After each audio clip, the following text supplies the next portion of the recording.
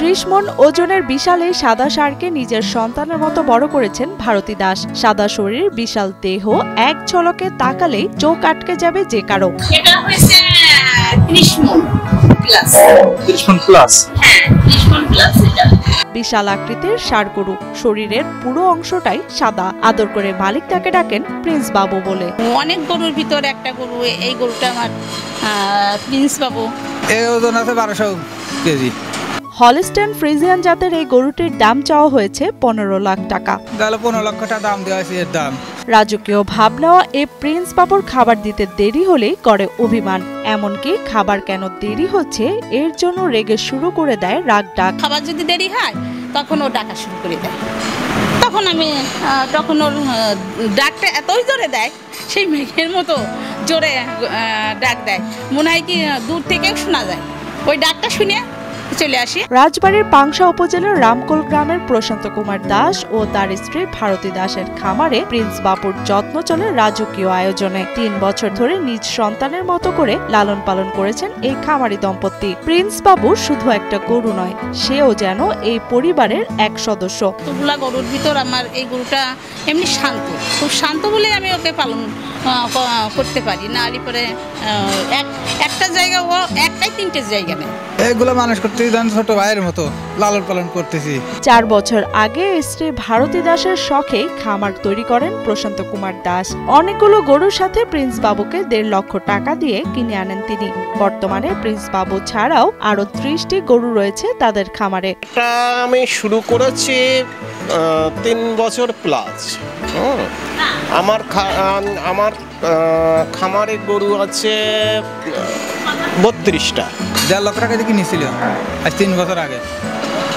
3 বছর আগে কিনে ধরেন লালন পালন করে আন বড় করছে, আশায় আছে ঈদে ছাড়বে। প্রথম থেকে শান্ত স্বভাবের ছিল প্রিন্স বাবু। বর্তমানে তার দেহের আকৃতি এত বড় যে সারা রাত কাছে থেকে খামারের রাখালকে পাহারা দিতে হয়। 24 ঘন্টায় চালানো হয় ফ্যান ও লাইট, আবার বিদ্যুৎ চলে গেলে দিতে হয় বাতাস। আর শরীর ঠান্ডা করতে দিনে 3 বার গোসল করানো হয় তাকে। ও তো গরম সহ্য করতে পারে না, গরম হইলে পরে ও দেখা যায় বেশি গরম পড়লে ও লাল হয়ে যাচ্ছে। সারা দিন সমানে ফ্যান চলতেছে, তারপরে 3 বেলা গোসল করাই। আমি নিজে থাই দাম তাহলে কারেন্ট থাকে না, সামনে একটু বাতাস দেওয়া লাগবার পারে। প্রিন্স বাবুর প্রতিদিনের খাদ্য তালিকায় থাকে ছোলা, খড়, ভুট্টা, খেসারি ও জবের সংমিশ্রণে তৈরি করা ভুসি সহ ইত্যাদি অন্যান্য খাবার। এছাড়াও তাকে খাওয়ানো হয় কাঁচা ঘাস। নিজের ক্ষেতের ঘাস কাটি নিয়ে এসে নিজে, আর খড় দিয়ে চাল, ভুসি, আর ভুট্টা, ছোলা, খেসারি এগুলা দিয়ে নিজে মিক্স করে ভাঙা নিয়ে আসে, এগুলো আমি গরু 2 বেলা খাবার দিই। এর খাবার ঘাস লাগানো আছে জমিতে, সেই ঘাস খাওয়ানো হয়।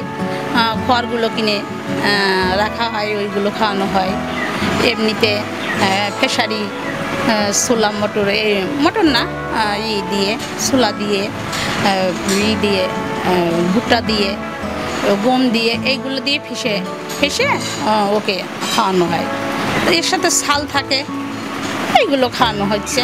আর তারপরে এর সঙ্গে লবণ দিয়ে হয়। এখন এই যে আমের সিজন, আম কাঁঠালের সিজন, আমগুলো খাওয়াচ্ছি, কলা খাওয়াচ্ছি। ইস্পাহানি বেকারি ফ্রেশ, স্বাদের আবেশে একটু আয়েশ। একে একে অনেকগুলো ষাঁড় গরু খামার থেকে বিক্রি করা হলেও স্ত্রীর পছন্দের এই ষাঁড় গরুটিকে আর বিক্রি করা হয়নি প্রশান্ত কুমার দাসের। তবে এবছর অনেকটা বাধ্য হয়ে প্রিন্স বাবুকে বিক্রি করতে চান তিনি। এই বড় গরুটা আমি 3 বছর মতো আমার কাছে লালন পালন করছি। এই গরুটা আমার মিসেসের আবার খুব শখের গরু, সেই হিসাবে আমি এই গরুটা রেখে দিচ্ছি।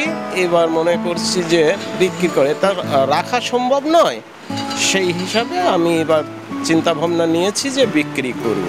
ভাগ্যের নির্মম পরিহাসে দীর্ঘদিন আগে প্যারালাইসিস আক্রান্ত হয়ে শারীরিক পরিশ্রমে অক্ষম হয়ে যান খামারের মালিক প্রশান্ত কুমার দাস। তবুও খামার বন্ধ না করে স্ত্রী ভারতী নিজের হাতে চালিয়ে যাচ্ছেন সব কাজ।